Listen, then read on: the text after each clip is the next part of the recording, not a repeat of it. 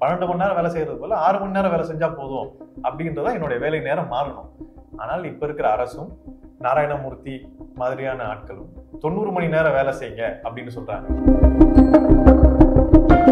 எங்களுக்கு வந்து அதிகப்படியா வேலை வாங்கணும் அப்படின்னு கேட்கிறாங்களோ, அதிக நேரம் ஊழியர்கள் வேலை செய்யணும்னு சொல்றாங்களோ, அதுதான் வந்து அரசு வந்து செவி சாய்க்குது, அதுதான் வந்து செய்யுது. ஏன் முதலாளிகளுக்கு செவி சாய்க்கிறது காரணம்? காசு கொடுக்கறது வேலை செய்யுது, அவ்வளவுதான். பெரிய ஒன்றும் காரணம்லாம் கிடையாது. எலெக்ஷன் வரும், செலவு இருக்கும், காசு ஆஃபி குழப்பம் நடத்துறாங்க. தொழிலாளர் சட்டம்ன்றதுலாம் தொழிலாளர் சட்டங்கள்லாம் இப்ப ஒன்றும் கிடையாது அப்படின்றதான் வந்து அரசு சொல்லுது.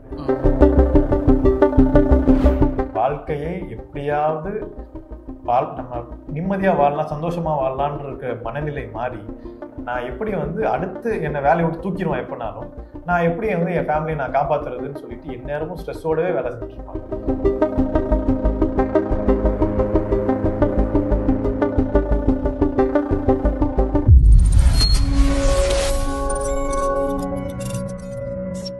கலர் கண்ணாடி வாய்ஸ் நேயர்களுக்கு வணக்கம். இன்று நம்மோடு இருப்பவர் வெல்கின் அவர்கள். வணக்கம். வணக்கம். இப்போ பார்த்தீங்கன்னா ஐபிஎம்ல வந்து 9000 எம்ப்ளாயை வந்து நிற்கிறதா சொல்கிறாங்க. அது எதனால் நிற்கிறாங்கன்னா ஏஐ மூலம் தான் நிற்கிறதா சொல்கிறாங்க. அதேமாதிரி 19ஆம் தேதி வந்து மைக்ரோசாஃப்ட் நீக்கியிருக்காங்க. இப்போ குறிப்பாக அதில் புதுசாக என்ன சொல்கிறாங்கன்னா ஹச்ஆருக்கே பாதிப்பு இருக்கிறதா சொல்கிறாங்க. அதை எப்படி பார்க்குறீங்க? அதாவது இப்போ இந்த ஐபிஎம் லேஆஃபோ இல்லை மைக்ரோசாஃப்டோ இல்லை பல்வேறு நிறுவனங்கள் ஏஐ நாங்கள் பயன்படுத்த ஆரம்பிச்சிட்டோம், அதனால நாங்கள் எங்களுடைய ஊழியர்களை வெளியோட்டு தூக்குறோம் அப்படின்றத ஒரு பெருமையாக தான் வந்து பேசிட்டு இருக்கிறாங்க. இந்த பெருமைக்கு பின்னாடி என்ன எருமை இருக்கு அப்படின்றது தான் வந்து முக்கியமாக ஹைலைட் பண்ணணும் அப்படின்றது சங்கம் சார்பாக யோசிக்கும். ஒன்று என்னன்னா, இன்னைக்கு ஐடி வந்து ஏஐ அப்படின்னு வந்து சொல்றாங்க. இதற்கு முன்னாடி பல்வேறு தொழில்நுட்பங்கள் இந்த மாதிரி வந்திருக்கு. இது எல்லா காரணமும் சொல்லி ஐடி ஊழியர்களை வெளியே அனுப்புகிற வேலை தொடர்ச்சியாக நடந்துட்டு தான் இருக்கு. இது ஏஐ மட்டும் இல்லை, இதுக்கு முன்னாடி வந்த தொழில்நுட்பங்கள் காரணம் இல்லை, இது நிறுவனங்களுடைய காரணம். நிறுவனங்கள் ஊழியர்களை கொத்து கொத்தாக வெளியில் அனுப்புவதற்கு பல்வேறு காரணங்களை சும்மா சொல்லிக்கிறாங்களே தவிர, அடிப்படையில் ஒவ்வொரு நிறுவனமும் அதனுடைய ஸ்ட்ரக்சரை வந்து மாற்றிக்கிட்டே இருக்கு. இன்னைக்கு ஒரு பர்டிகுலர் தொழில்நுட்பத்தை தெரிந்த ஊழியர்களை 100 பேர் வைத்திருப்பார்கள். நாளைக்கு அவங்க தேவையில்லை, அவங்க 80 பேர் போதும்னு முடிவெடுக்கிறாங்க. அந்த முடிவின் அடிப்படையில் 20 பேரை வேலையை விட்டு தூக்கிடுறாங்க.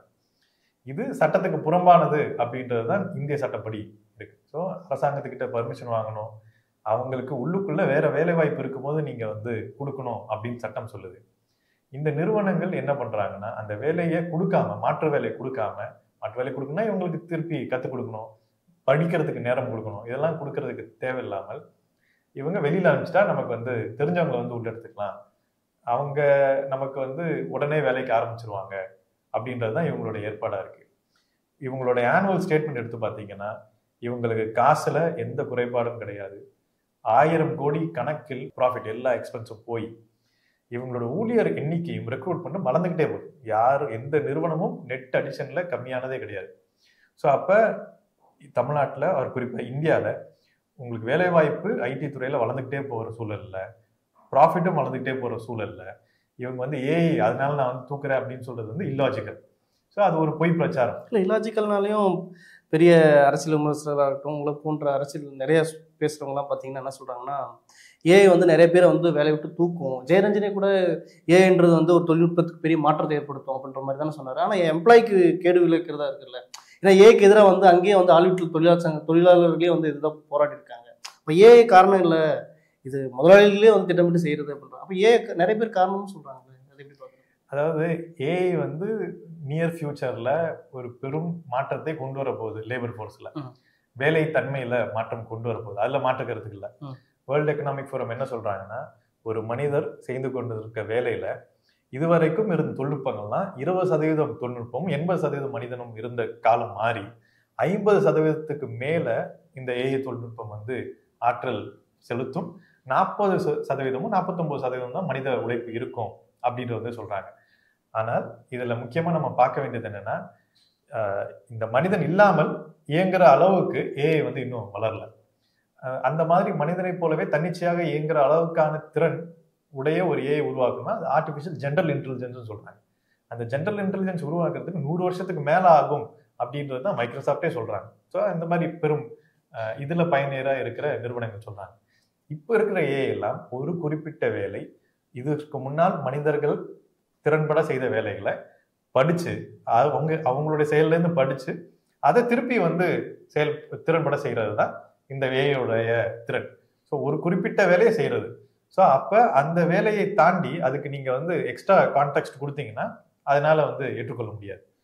ஐடில இப்போ ஒரு குறிப்பிட்ட சாஃப்ட்வேரை உருவாக்கணும் அப்படின்னா அந்த சாஃப்ட்வேரை உருவாக்குறதுக்கு எனக்கு 4 பாயிண்ட் இதுதான் தேவை, அதுக்கு 4 இன்புட்டு, இந்த 4 இன்புட்டு இந்த 4 பாயிண்ட் ரெக்குவயர்மெண்ட் தெரிஞ்சுன்னா நான் உருவாக்கிட முடியும் அப்படின்றது வந்து ஒரு ஃபிக்ஷனல் ஏற்பாடு. எப்படி வேலை நடக்குது, ஒரு சாஃப்ட்வேரை செய்யணும்னா அங்க 10-15 டீம் வேலை செஞ்சு ஒன்னா சேர்ந்து வேலை செய்யணும். அந்த 10-15 டீம்ல ஒவ்வொரு டீம்லயும் குறைந்தது 4-5 பேர் இருப்பாங்க. இந்த மனிதர்கள் கூட எல்லாம் கம்யூனிகேட் பண்ணி அங்க இருக்கிற பாலிடிக்ஸ், ஏன்னா ஒரு ஜாப் செக்யூரிட்டி இல்லை அப்படின்றது வந்து அந்த பாலிடிக்ஸை உருவாக்கும். ஸோ அங்க இருக்கிற பாலிடிக்ஸை வந்து புரிஞ்சுக்கணும். நான் தகவல் தரமாட்டேன், தந்தா நீ என் வேலையை ஆட்டோமேட் பண்ணிடுவேன்னு சொல்லிட்டு பயம் இருக்கும். இந்த பாலிடிக்ஸ் எல்லாம் புரிஞ்சு டேட்டா வாங்கி ஒரு சாஃப்ட்வேரை உருவாக்குறது தான் அங்க ஆக்சுவலா நடக்கிற வேலை. இந்த வேலைகள்லாம் வந்து புரிஞ்சுக்கிட்டு செய்யறதுக்கான ஏஐகள் வந்து இன்னும் வந்து தயாராகலை. அந்த அடிப்படையில வேலைகள் வந்து அதனுடைய அளவு வந்து மாறுது. மனிதன் செய்த உழைப்பும் ஏஐ செய்ய போற உழைப்பும் வந்து அளவு மாறுது. இது வரைக்கும் மனிதன் வந்து பிரதானமா இருந்ததை தாண்டி இப்ப ஏஐ வந்து பிரதானமா மாறி மனிதனை வந்து வேலை வாங்குற அளவுக்கு இது வந்து எவால்வ் ஆகும் அப்படின்றத எதிர்பார்க்கறாங்க. இப்ப இருக்க சூழல்ல மனிதன் தான் வந்து பிரதானமா இருக்கான். மனிதனுக்கு அது அசிஸ்டிவ் ரோல் தான் பிளே பண்ணுது. எனக்கு இது பண்ணி கொடு அப்படின்னு சொன்னா ஒரு சின்ன பகுதி அது வந்து பண்ணி கொடுக்கும். அந்த பண்ணி கொடுத்ததை கொண்டு வந்து இணைக்கிறதே வந்து மனிதனாலதான் வந்து இணைக்க முடியுது. அதனால தானா வந்து இருக்கிற எல்லாத்துலயும் சேர்த்து இணைக்க முடியல. அப்படி இருக்க சூழல்ல கம்ப்ளீட்டா வந்து ஐடியில ஒரு சாஃப்ட்வேர் டெவலப்மெண்ட்ல இதை மாற்ற முடியாது. ஆனால் இப்ப டேட்டா என்ட்ரி ஆப்ரேட்டர் ஒர்க்கு, இந்த டேட்டா என்ட்ரி ஆப்ரேட்டர் ஒர்க்குனா ஒரு டாக்குமெண்ட்ல இருக்கிற டிஜிட்டைஸ்டு கண்டென்ட்டை கொண்டு வந்து சிஸ்டத்துக்குள்ள போடணும். லேண்ட் ரெக்கார்டு கவர்மெண்ட்ல இந்த மாதிரி ஒரு 2 லட்சம் to 3 லட்சம் பேர் இருக்காங்க. இவங்களுடைய வேலையெல்லாம் உடனடியாக வந்து காலியாகிறதுக்கான ஏற்பாடு இதுல இருக்கு. ஆனால் அப்படி முழுசாக வந்து மனிதர்கள் வந்து இல்லாம தான் பண்ண முடியாது. அதை பண்றதுக்கும் மனிதர்கள் தேவை. ஸோ வேலை வந்து உருமாறுது அப்படின்றது தான் ஏஐனால ஏற்படுற மாற்றம். ஏஐலாம் பாசிட்டிவ் தான் இருக்குன்றீங்களா? கண்டிப்பாக ஏஐனால சமூகத்துக்கு வந்து பாசிட்டிவ் தான். ஆனா இது வேலையில பல செய்தித்தாள்கள் போடுறதுன்னா ஏஐ தான் காரணம் சொல்றது என்ன காரணமா இருக்கு? அதாவது ஏஐ வந்து ஒரு பெரிய மாற்றத்தை கொண்டு வருது. ப்ரொடக்டிவிட்டி வந்து இன்க்ரீஸ் பண்ணுது. நான் 10 வேலை செஞ்சுட்டு இருந்த இடத்துல நான் 100 வேலை செய்யறதுக்கான ஏற்பாடு கொண்டு வருது. அப்ப நான் 100 வேலை செய்யும் போது என்னுடைய வேலை நேரம் வந்து என்ன ஆகணும்னா, நான் வந்து ஒரு மாசத்துல 1000 நான் செஞ்சா போதும் அப்படின்னா, அப்ப எனக்கு வந்து நான் ஒரு நாளைக்கு 6 மணி நேரம் வேலை செஞ்சா போதும், 12 மணி நேரம் வேலை செய்யறது போல 6 மணி நேரம் வேலை செஞ்சா போதும் அப்படின்றதா என்னுடைய வேலை நேரம் மாறணும். ஆனால் இப்ப இருக்கிற அரசும் நாராயணமூர்த்தி மாதிரியான ஆட்களும் 90 மணி நேரம் வேலை செய்யுங்க அப்படின்னு சொல்றாங்க. அப்ப வேலை நேரத்தை கூட்டுறதுனால இந்த ஏற்பாடு எங்க போகுதுன்னா, நிறைய பேர் வந்து வேலை செய்யறதுக்கு பதிலாக சில பேர் அதிகப்படியான வேலை செய்யறாங்க. ஸோ இதனுடைய பாதிப்பு என்னன்னா, அந்த சில பேருக்குடைய உடல் நலமும் மனநலமும் குடும்ப நலமும் எல்லாமே வந்து பாதிக்கப்படும் போது அதுதான் வந்து பாதிப்பு. ஸோ ஆக்சுவலா ஏஐ வந்து ஒரு பாசிட்டிவான இம்பாக்ட் கொண்டு வந்து ப்ரொடக்டிவிட்டி இன்க்ரீஸ் பண்ணுது. அதை நிறுவனங்களும் அரசும் எப்படி பயன்படுத்துறாங்கன்னா, அதிகப்படியா ஒர்க் இன்டென்சிட்டியை வந்து கூட்டுறது, ஒர்க் லோட இன்க்ரீஸ் பண்றது தான் வந்து பயன்படுத்துறாங்க. அது இந்த வேலை இழப்புக்கெல்லாம் கொண்டு போகுது. அதற்கு மாற்றாக அரசு ஏஐ வந்துருச்சு, ப்ரொடக்டிவிட்டி வந்து 5 மடங்கு அதிகமாயிருச்சு, நீங்க வந்து வேலை நேரத்தை கம்மி பண்ணுங்க அப்படின்னு சொல்லிட்டு சட்டம் போட்டாங்கன்னா 25% வேலை வாய்ப்பு உடனடியாக வந்து கிரியேட் ஆகும். ஏன் அப்ப அரசு ஏன் அதை செய்தா இல்லை செய்யாம இருக்கா? அரசு வந்து எந்த நிறுவனங்கள் எங்களுக்கு வந்து அதிகப்படியா வேலை வாங்கணும் அப்படின்னு கேட்கிறாங்களோ, அதிக நேரம் ஊழியர்கள் வேலை செய்யணும்னு சொல்றாங்களோ, அதுதான் வந்து அரசு வந்து செவிசாய்க்குது, அதுதான் வந்து செய்யுது. ஏன் முதலாளிகளுக்கு செவி சாய்க்கிறதுக்கு காரணம் என்ன நினைக்கிறீங்க? காசு கொடுக்கறது வேலை செய்யுது, அவ்வளவுதான். பெரிய ஒன்றும் காரணம்லாம் கிடையாது. எலெக்ஷன் வரவங்க செலவு இருக்கும், பாவம் அவங்க என்ன பண்ணுவாங்க. இல்ல நீங்க முதலாளிக்கு தவிர பேச மாதிரி இருக்குல்ல, பாவம்ன்றீங்க. யாரு பாவம்? அரசு பாவம். அரசியல் கட்சிகள் பாவம். என்ன பண்றது, காசு நம்பி பொழப்பு நடத்துறாங்க. மக்களுக்கு காசு கொடுக்கணும், அதுக்கு எங்கேருந்து வரணும், அவங்க சம்பாதிக்கணும்ல. சம்பாதிக்கிறதுனா முதலாளி கிட்ட தான் காசு வாங்க முடியும், மக்கள் கிட்ட போய் காசு கேட்க முடியுமா? மக்கள் கிட்ட காசு இல்ல. அதனால இவங்க வந்து பாண்ட், எலக்ட்ரல் பாண்ட்ஸ் இந்த மாதிரி வந்து கொஞ்சம் லீகலைஸ்டு கரப்ஷன் பண்ணாங்க. இப்ப அதுவும் வந்து கோர்ட்டு கேஸ் இருக்கிறதுனால ஏதாவது வேற வழியில வாங்கறதுக்கு ட்ரை பண்ணுவாங்க.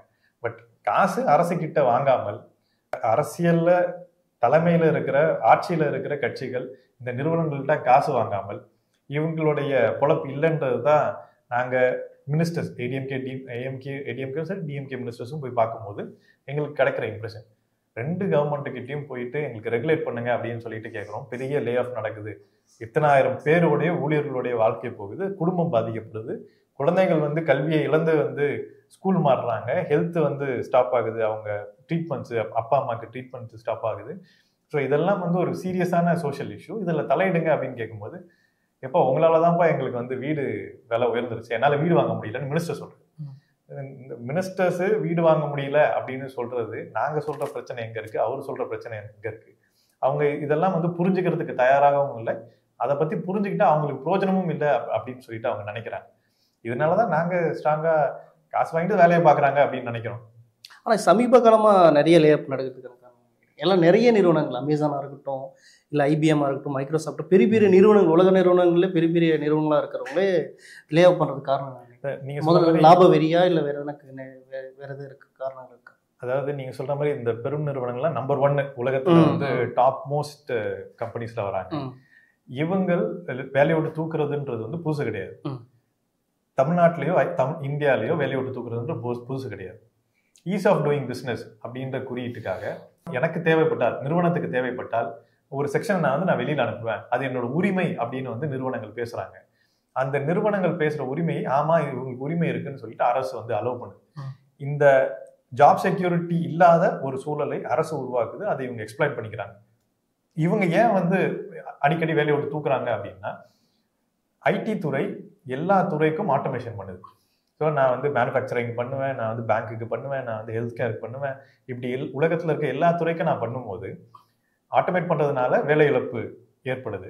அதில் ஏன் வேலை இழப்பு ஏற்படுதுன்னா, ஒரு புது டூலை வந்து நான் கொண்டு வரேன் மேனுஃபேக்சரிங்க்கோ இல்லை ஹெல்த் கேருக்கோ இல்லை பேங்க்குக்கோ. அப்போ கொண்டு வரும்போது அந்த டூல்னால அங்கே இருக்கிற வேலை வந்து கம்மியாகுது. நான் மேனுஃபேக்சரிங்க்கு ஒரு டூல் கொண்டு வரதுக்கு முன்னாடி முதல்ல எங்கே இம்ப்ளிமெண்ட் ஆகும்னா என்னுடைய ஆஃபீஸில் ஐடி கம்பெனிஸில் இம்ப்ளிமெண்ட் ஆகும்.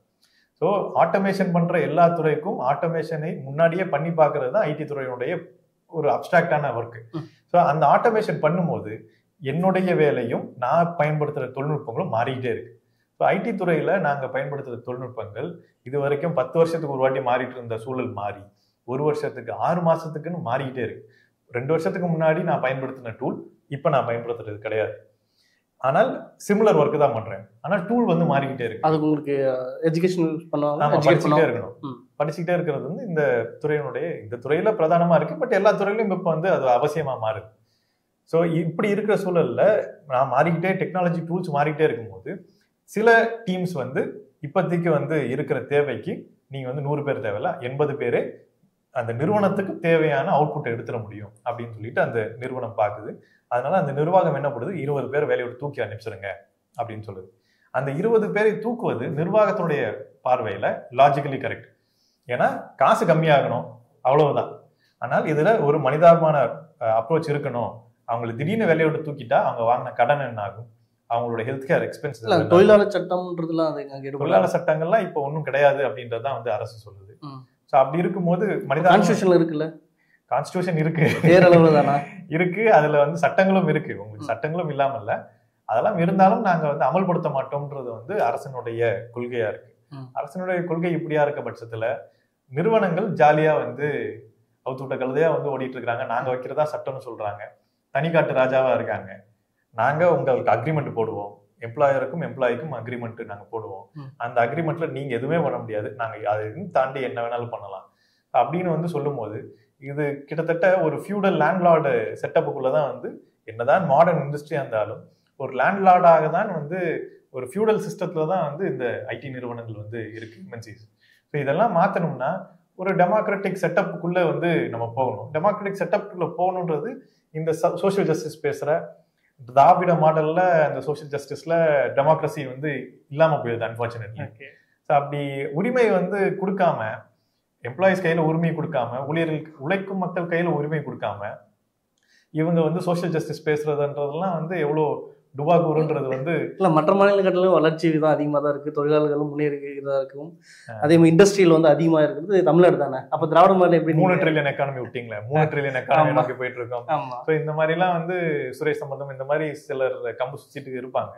பட் எண்ட் ஆஃப் தி டே ஊழியர்கள் கையில உரிமை கொடுக்காமல் அவர்களை அப்ரஸ் பண்றதுக்கு இந்த முறைகள் சட்டங்களும் இந்த மாதிரி வந்து சட்டத்தின் பிடியில சட்டத்தின் பார்வையில செயல்படாத நிறுவனங்களும் அவங்களை ஒடுக்குது அப்படின்றத வந்து பார்க்காத பார்க்க நான் வந்து விரும்பல அப்படின்னு சொல்ற ஒரு கட்சியோ திட்டமிட்டு அரசோ இது எப்படி வந்து இந்த மாற்றத்தை கொண்டு வர முடியும் அப்படின்றது வந்து கொண்டு வர முடியாதுன்றதுதான் எங்களுடைய கொள்கை. ஆனால் நீங்க என்ன மாற்று கொள்கை, நீங்க என்ன சொல்றீங்க? சாம்சங் வந்து பண்ணி காட்டுறதுதான். சாம்சங் ஊழியர்கள் எப்படி வந்து ஒரு மோசமான நிறுவனம் அடிச்சு துன்புறுத்தி பனிஷ்மெண்ட் கொடுத்து அசிங்கப்படுத்தி அவங்க ஊழியர்களை வந்து வேலை வாங்குற ஒரு நிறுவனம், அதை எதிர்த்து 12 வருஷம் கழிச்சு நாங்க சங்கமாகுவோம் அப்படின்னு சொல்லிட்டு விடாப்புடியா நின்று இப்போ வேஜ் அக்ரிமெண்ட் வரைக்கும் சங்கத்தை ரெஜிஸ்ட்ரேஷன் பண்ணாங்க, வேஜ் அக்ரிமெண்ட் சைன் பண்ணிட்டாங்க. ஸோ இதெல்லாம் போட்டி சங்கம் உருவாக்கி அந்த நிறுவனம் பண்ண பல்வேறு திருட்டுத்தனத்தையும் முறியடிச்சு நீ ஒரு போண்டா சங்கம், போண்டாக்காக நீ உருவாக்குன சங்கம் அப்படின்னு சொல்லிட்டு அது எக்ஸ்போஸ் பண்ணி இன்னைக்கு வந்து விக்டரியோட நிக்கிறாங்கன்னா அது கன்சிஸ்டன்சி, அவங்களுடைய தொடர்ச்சியான போராட்டம் தான். அந்த மாதிரி தொடர்ச்சியாக கன்சிஸ்டன்டாக ஐடி துறையில வந்து பெரும் திரளாக ஐடி எம்ப்ளாயிஸை யூனியனைஸ் பண்ணி எங்களுக்கான சட்டத்தை நாங்களே உருவாக்கிப்போம் அப்படின்றதுதான் வந்து எங்களுடைய நிலைப்பாடா இருக்கு. நிறுவனம் அதை கேக்குதா நீங்க சொல்ற கோரிக்கைகள்லாம்? இல்ல, நிறுவனம் வந்து இப்ப கேட்கறதுக்கு வாய்ப்பு இல்லை. இப்ப வந்து நாங்க compare to population of IT employees நாங்க வந்து 1% கூட கிடையாது. 10% மாறும்போது நிறுவனத்துக்கு வேற வழி இருக்காது, அரசுக்கும் வேற வழி இருக்காது. இந்தியாவில் எங்குமே அப்படி ஐடி யூனியன் இல்லையா? இல்ல, இந்தியாவில கிட்டத்தட்ட 11 சங்கங்கள் இருக்கு, 11 ஆக்டிவ் சங்கங்கள் இருக்கு, ரிஜிஸ்டர்டு ஆக்டிவ் சங்கங்கள். இதுல ஒட்டுமொத்தமாக லாஸ்ட் இயர் ரிப்போர்ட் படி நாங்க எல்லாரும் ஆண்டுக்கு ஆண்டு ஒரு வருஷத்துல 2-3 வாட்டி மீட் பண்றோம். அதுல லாஸ்ட் இயர் கணக்குப்படி 30,000 மெம்பர்ஸ் இருக்காங்க ஒட்டுமொத்தமாக. அதுல கர்நாடகாவில் மட்டுமே 14,000 மெம்பர்ஸ் வந்து இருக்கிறாங்க. ஸோ இதெல்லாம் வந்து ஒரு பெரிய வளர்ச்சியை ஆஃப்டர் கோவிட் வந்து இருக்கு அப்படின்றது காட்டுது. அப்படி சாம்சங் மாதிரி நீங்க ஏதாச்சும் ஒரு முன்மாதிரி செஞ்சிருக்கீங்களா ஐடில? இல்ல, அந்த மாதிரி வந்து தமிழ்நாட்டுல இன்னும் பண்றதுக்கான சூழ்நிலை வரல. கர்நாடகால வந்து என்ன நடந்திருக்குன்னா 2 முக்கியமான நிகழ்வுகள் நடந்திருக்கு. ஒண்ணு வந்து வேலை நேரத்தை அரசு வந்து அதிகரிக்கணும் அப்படின்னு சொல்லி சட்டம் கொண்டு வந்த போது எம்ப்ளாயிஸ் வந்து ஒன்னா சேர்ந்து போராடி அங்க இருக்கிற சட்டங்களை திரும்ப பெற வச்சாங்க. அடுத்து திருப்பி வந்து அந்த சட்டத்தை 6 மாசம் கழிச்சு திருப்பி கொண்டு வருவோம் அப்படின்னு சொல்லும் போது திருப்பி அதை வந்து ஒரு போராட்டம் நடத்தி அதை தடுத்து நிறுத்தினாங்க. எந்த மினிஸ்ட்ரியும் போய் கெஞ்சல, எந்த சிஎம்ஐயும் போய் பார்க்கல, டைரக்டா தெருவுக்கு போனாங்க, எங்களுடைய எதிர்ப்பு தெரிவிக்கிறோம்னு சொல்லி தெரிவிச்சாங்க. அந்த தெரிவிப்புனால இன்னைக்கு வந்து அது வந்து கொண்டு வர முடியாத நிலைமை இருக்கு. அடுத்த கட்டமா என்ன பண்ணாங்கன்னா, இந்த மாதிரி வேலை சம்பந்தமான பிரச்சனைகள், வேலை நேரம் சம்பந்தமான பிரச்சனை வந்து என்னுடைய ஒர்க் லைஃப் பேலன்ஸை வந்து பாதிக்குதுன்னு சொல்லி அந்த ஒர்க் லைஃப் பேலன்ஸ் சம்பந்தமாக ஒரு பெரிய கேம்பெயின் போய் அதுல முக்கியமாக நாராயணமூர்த்தியும் சுப்பிரமணியமுடைய உருவத்தை வந்து எரிச்சாங்க. எங்களுடைய வாழ்க்கையை சீரழிக்கிற 60 மணி நேர டிமாண்டும் 90 மணி நேர டிமாண்டும் வந்து நீங்க முன்வைக்கும் போது உங்களை நான் வந்து நீ சொல்லாதன்னு நான் ஒரு வார்த்தையில சொல்லி உங்களுக்கு நாங்க எதிர்ப்பு தெரிவிக்கிறோம்ல, உன் கருத்தை பிரதிபலிக்கும் உன்னுடைய போட்டோவும் எரிச்சு நாங்க வந்து எங்களுடைய எதிர்ப்பு தெரிவிக்கிறோம்னு சொல்லிட்டு பப்ளிக்கா வந்து எரிச்சாங்க. ஸோ இதுதான் வந்து அங்க இருக்கிற அந்த டிஸ்கோர்ஸ், அந்த டயலாகே வந்து மாத்திருக்கு. இன்னைக்கு பல்வேறு மீட்டிங்ஸ்ல, மேனேஜ்மெண்ட் மீட்டிங்ஸ்ல எல்லாமே 60 மணி நேரம் வேலை நேரம் இன்க்ரீஸ் அப்படின்னு சொல்றதுக்கு மேனேஜ்மெண்ட் வந்து பயப்படுது. பட் இருந்தாலும் இப்ப இருக்கிற முதலாளித்துவ கிரைசிஸ்ல வேலை நேரத்தை இன்க்ரீஸ் பண்றதுதான் அவங்களுக்கான ஒரு வாய்ப்பா வந்து பாக்குறாங்க. அவங்க வந்து 3 ஷிஃப்ட்டை 2 ஷிஃப்டா மாத்த ட்ரை பண்றாங்க. 3 ஷிஃப்ட்டை 2 ஷிஃப்டா மாத்தினா கிட்டத்தட்ட டைம் டியூரேஷன் அதிகமா இல்ல எம்ப்ளாயிஸ்க்கு. ஆமா, 33% எம்ப்ளாய்மெண்ட் காலியாகுது சமூகத்துல. அன்எம்ப்ளாய்மெண்ட் ஆல்ரெடி வேலையில இருக்கிறவங்க வீட்டுக்கு போக வேண்டியது இருக்கும். 33% வேலையை விட்டு போயிட்டாங்கன்னா அந்த 33% வேலை மிச்சம் இருக்கிற அந்த 66% மேல வந்து விழும்.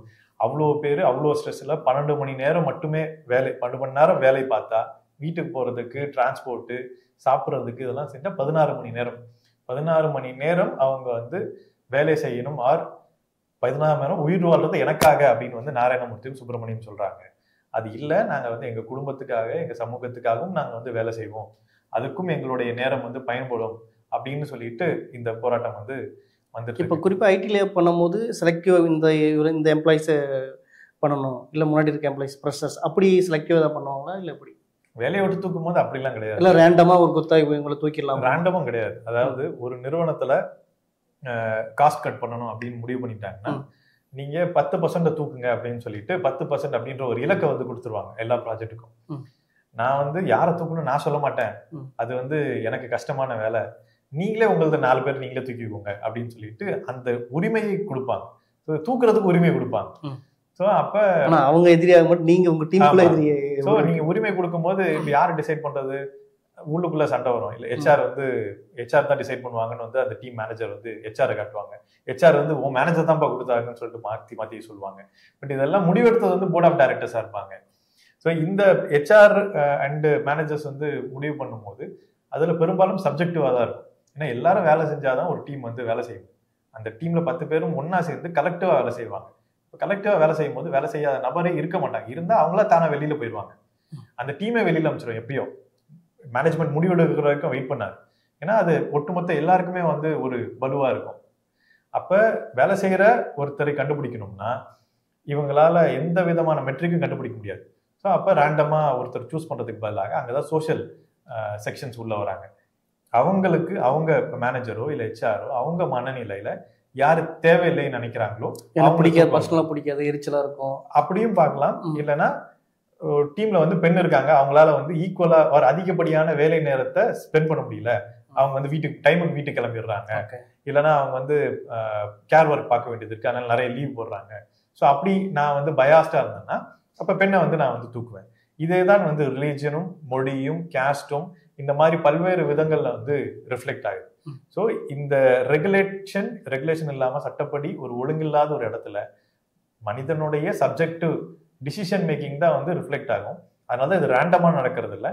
இது ரொம்ப திட்டமிட்டு அண்டர் ப்ரிவிலேஜ்டு ஆர் ரொம்ப சோஷியலி அப்ரஸ்டு தான் வந்து இதுல வந்து அதிகமா வந்து பாதிக்கப்படுறாங்க அப்படின்றது தான் இந்த லே ஆஃப் ரிட்ரென்ச்மெண்ட்ஸ்ல இருக்கிற மோசமான விஷயம். இப்போ பாதிக்கப்பட்டவங்க லே ஆஃப்லேருந்து வெளியேறுறவங்க அவங்களோட அடுத்த கட்ட முயற்சி எப்படி இருக்கு, எந்த மாதிரியான பாதிப்புகளை ஏற்படுத்துறாங்க, அப்படி இதை நீங்க ரிசர்ச் பண்ணது உண்டா?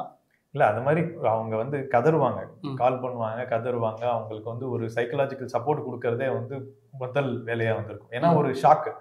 நான் அது வரைக்கும் என்னுடைய கல்வி முடிச்சுட்டு நான் வந்து வேலை கிடைச்ச உடனே என்னோட குடும்பம் என்ன நினைக்கும்னா, அது வரைக்கும் கஷ்டப்பட்டோம், நம்ம இனிமேட்டு பையனுக்கோ பொண்ணுக்கோ வேலை கிடைச்சிருச்சு, இனிமேட்டு நம்ம வந்து உயர்ந்துருவோம் பொருளாதார ரீதியா, சமூகத்துல நம்ம ஒரு நல்ல ஸ்டேட்டஸுக்கு போயிடலாம் அப்படின்னு ஒரு ஆசை திட்டமிடலோட வீடு வாங்கியிருப்பாங்க, கார் வாங்கியிருப்பாங்க, பொருள் வாங்கியிருப்பாங்க, ஏதாவது பண்ணியிருப்பாங்க.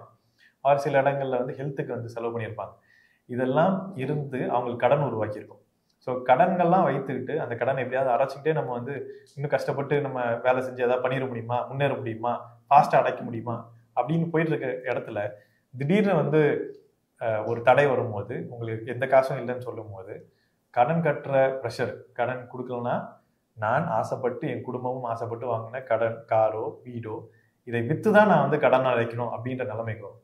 ஸோ நான் இது வரைக்கும் எதுவுமே இல்லாத ஒரு சூழல்ல இருந்து நான் வாங்கின விஷயங்கள் எல்லாமே அதை கொடுத்து விற்று தான் நான் என்னுடைய வாழ்க்கையை காப்பாற்றணும் அப்படின்ற ஒரு சூழ்நிலைக்கு நான் வரும்போது அது எல்லாருக்கும் வந்து ஒரு பெரிய ஏமாற்றத்தை கொடுக்கும். அதுவும் குழந்தைங்களுக்குலாம் வந்து ரொம்ப எஜுகேஷன்லாம் நாங்கள் என்ன பார்த்தோம்னா, அவங்க படிச்சுட்டு இருந்த ஸ்கூல்ல அப்ரப்டா நிறுத்திட்டு திருப்பி கவர்மெண்ட் ஸ்கூல்ல வந்து போட்டாங்க.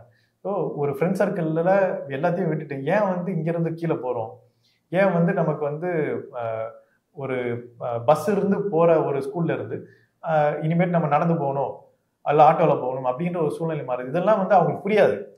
அப்போ அவங்க அதை எப்படி வந்து சோஷியல் ப்ரெஷரை கிரியேட், ஆமாம், எப்படி வாழ்க்கையில் அதை எதிர்கொள்வாங்க, அது எவ்வளோ பெரிய வடுவை உருவாக்கும், இதெல்லாம் எந்த விதமான ஒரு அறிவியல் பூர்வமான அப்ரோச்சே இல்லாமல் இந்த நிறுவனங்கள் லே ஆஃப் பண்ணுறதுனால ஏற்படுற பாதிப்புகள், இந்த பாதிப்புகள்ல இருந்து மீண்டு வர்றதுக்கு பெரும் செலவாகும். பொருளும் சரி, மென்டல் ஹெல்த்தும் சரி. இந்த இன்ஹியூமன் ஆக்டிவிட்டியிலேருந்து வெளியில வர்றதுக்கு அவங்களுக்கு கிட்டத்தட்ட 6 மாசங்கள் 1 வருஷம் ஆகுது. அப்படி வர்றவங்களுக்கு இது வந்து வாழ்க்கை பூரா வந்து ஒரு வடுவாக தான் இருக்கும். ஸோ அதுக்கப்புறம் என்ன ஆவாங்க, இந்த நிறுவனத்தை நம்பவே கூடாது, எந்த நிறுவனத்தையும் நம்பக்கூடாது, நம்மளா வந்து ஏதாவது ஒரு நிறுவனத்தை உருவாக்கி ஒரு சோர்ஸ் ஆஃப் இன்கம் உருவாக்கி நம்ம போயிடணும் அப்படின்னு சொல்லி டபுள் சோர்ஸ், ட்ரிபிள் சோர்ஸ்ன்னு 2 வேலை பார்க்குறது, 3 வேலை பார்க்குறது. வாழ்க்கையை எப்படியாவது நம்ம நிம்மதியாக வாழலாம், சந்தோஷமாக வாழலான்ற இருக்க மனநிலை மாறி நான் எப்படி வந்து அடுத்து என்னை வேலையை விட்டு தூக்கிடுவேன் எப்போனாலும், நான் எப்படி வந்து என் ஃபேமிலியை நான் காப்பாற்றுறதுன்னு சொல்லிட்டு எந்நேரமும் ஸ்ட்ரெஸ்ஸோடவே வேலை செஞ்சுட்டு இருப்பாங்க. எந்த வேலையும் கிடைக்காது, நீங்கள் பிஸ்னஸ் பண்ணாலும் நிற்காது. ஸோ இப்படியான சூழலில் ஒரு அன்சர்டன்ட்டிலே வாழ்ந்துட்டு இருக்கும்போது ஸ்ட்ரெஸ் ஆகும், டிப்ரெஷன் ஆகும். இந்த மனநிலை பிரச்சனை அதிகமாக உருவாகுது அப்படின்றது தான் ஏகப்பட்ட ஹாஸ்பிட்டல்ஸ் சென்னையில் உருவாக்குறது, பெங்களூர்ல உருவாக்குறதுக்கும் காரணமா இருக்கு. பெரும்பான்மையாக இப்போ இருக்க இன்ஜினியரிங் முடிச்சுட்டு வரவனா இருக்கட்டும், இந்த மாதிரியான கேரண்டியான இல்லை எந்த ப்ரொஃபஷனும் இல்லாமல் தானே இருக்கான். இந்த அன்ஃபார்ச்சுனேட்லி நமக்கு வந்து வேலை வாய்ப்பு எதுவுமே இல்லாத ஒரு க்ரோத், அதாவது ஜாப்லெஸ் ஒரு க்ரோத். 6 மந்த் 1 இயர் ஒரு வேலை செய்கிறான், 6 மந்த் ஒரு வேலை செய்கிறான், அப்புறம் மாறுது. இதே எல்லாருக்கும் ஒரு 50% பீப்புளுக்கு அப்படி தானே இருக்கு இன்னைக்கு இருக்கிற. 50% இல்லை, எல்லாருக்குமே அப்படிதான் இருக்கு. வேலை வாய்ப்பு இருக்கிறது ஐடி துறை தான் நம்பர் 1. ஏன்னா அதுலதான் வேலை வாய்ப்பு உயருது. மிச்சம் எல்லாத்துலயுமே வந்து வேலை வாய்ப்பு கம்மியாகுது. ஸோ அப்போ உங்களுக்கு வந்து வேலை வாய்ப்பே இல்லாத ஜாப்லெஸ் க்ரோத் அப்படின்றது தான் இந்தியாவோட வளர்ச்சி. இன்னைக்கு 4வது இடத்துல நாங்கள் வந்து ஜிடிபியில் இருக்கோம் அப்படின்றதுலாம் ஜாப்லெஸ் க்ரோத். வெறும் காசு மட்டும் பெருசாகிட்டே இருக்கு, மேலே இருக்கிற சிலர் மட்டும் வந்து பயனடைஞ்சுக்கிட்டே இருக்காங்க. இன்னைக்கு டிசிஎஸோடைய சிஇஓக்கு வந்து 4% தான் இன்க்ரிமெண்ட் அப்படின்னு போட்டிருக்காங்க. 4% என்னன்னா 25 கோடி. ஸோ இந்த மேலே இருக்கிறவங்க மட்டும் வந்து பயனடைஞ்சுக்கிட்டே போறாங்க, கீழே இருக்கிறவங்களுக்கு வந்து சம்பளம் கம்மியாகுது, அவங்களுக்கு வந்து வேலை வந்து நிரந்தரமா இருக்க மாட்டேங்குது. இதனால வேற வழி இல்லாம ஓடிக்கிட்டே இருக்க வேண்டியதா இருக்கு. இன்னைக்கு ஒரு ஜாபு, நாளைக்கு ஒரு ஜாபு. இதுதான் வந்து இப்படிதான் வச்சிருக்கணும்ன்றதும் அரசு வந்து பிளாட்ஃபார்ம் ஒர்க்கர்ஸா தான் இருக்கணும் அப்படின்றதும் வந்து அவங்களுடைய திட்டமா இருக்கு. அதனால பிளாட்ஃபார்ம் ஒர்க்கர்ஸுக்கு நல வாரியம்லாம் ஆரம்பிச்சு 2000 ரூபா 1000 ரூபா அந்த அளவுக்குலாம் வந்து நிவாரணம் கொடுக்குறாங்க. இப்படி இருக்கிற மத்தியில் உங்களால் எப்படி சங்கம் கட்ட முடியும்? எங்களால கட்ட முடியுமா முடியாதான்றது வந்து எங்களுக்கு அது வந்து ஒரு கேள்வியே இல்லை, அது தேவை. ஸோ எப்படி இருந்தாலும் பண்ணி ஆகணும் அப்படின்றது தான் இப்ப இருக்க நிலைமை. எல்லா துறைக்கும் சென்டரா இருக்கிற ஐடி துறை, ஏன்னா இங்கிருந்து தான் எல்லாத்துக்கும் ஆட்டோமேஷன் போகுது. எல்லா துறைக்கும் தொழில்நுட்பத்தை கொடுக்கறது நாங்க தான். இந்த சமூகத்துல எல்லாரும் பயன்படுத்துற டெக்னாலஜியை உருவாக்குறது நாங்க தான். எலக்ட்ரிசிட்டி தண்ணிக்கு அப்புறம் அடிப்படையாக மாறின ஐடி தொழில்நுட்பத்தை உருவாக்குற இடங்கள்ல இருக்கிற ஊழியர்களை வந்து உரிமை கொடுத்து அவங்களுக்கு வந்து டெமோக்ரஸி ஸ்பேஸ் கிரியேட் பண்ண இந்த சமூகம் பெருமளவுக்கு மாறும், பயன்பெறும் அப்படின்றது தான் எங்களுடைய பார்வை. அதை உருவாக்கியே தீர வேண்டும் அப்படின்றது தான் இப்ப இருக்கிற காலகட்டமும். இது இல்லைன்னா எல்லாரும் வந்து சம்பாதிப்பாங்க. கிட்டத்தட்ட ஒரு நிறுவனத்துல ஒரு ஊழியர் 5 கோடி சம்பாதிச்சு கொடுக்குறாரு ஆவரேஜா பார்க்கும்போது இயருக்கு. அவருக்கு கிடைக்கிறது 10 லட்சம். அது டாக்ஸ் எல்லாம் போயிரும்னு வச்சுக்கோங்களேன். 10 லட்சம் கொடுத்துட்டு 5 கோடி சம்பாதிச்சு கொடுக்குறாரு. எந்த மேனுஃபேக்சரிங்கும் எந்த துறையுமே இந்த அளவுக்கு வந்து ப்ராஃபிட் உருவாக்கி கொடுக்கறது கிடையாது. ஹைலி ப்ராஃபிட் காசு உருவாக்கி கொடுக்குற ஒரு இடத்துல இருந்து அந்த காசை சமூகத்துக்கும் இங்க இருக்கிற மிடில் கிளாஸாவோ அதுல இருந்து காசு கீழே பர்குலேட் ஆகிறதுக்காக உதவுறது தான் எங்களுடைய திட்டம். இதை செய்து முடிக்கணும். அதை செய்யறதுக்கு நாங்க வந்து எல்லா விதமான முயற்சியும் செஞ்சுட்டு இருக்கோம். அதனால இது வந்து முடியுமா முடியாதான்ற கேள்வி இல்லாமல் செய்யணும், அது தேவை, அதை எப்படியாவது செய்திடுறது அப்படின்றது தான் we are working towards. பல்வேறு லேஆப்ஸ் சார்ந்த தகவலை பகிர்ந்துட்டு மற்றொரு நேரம் சந்திப்பு. நன்றி, வணக்கம். தேங்க்யூ.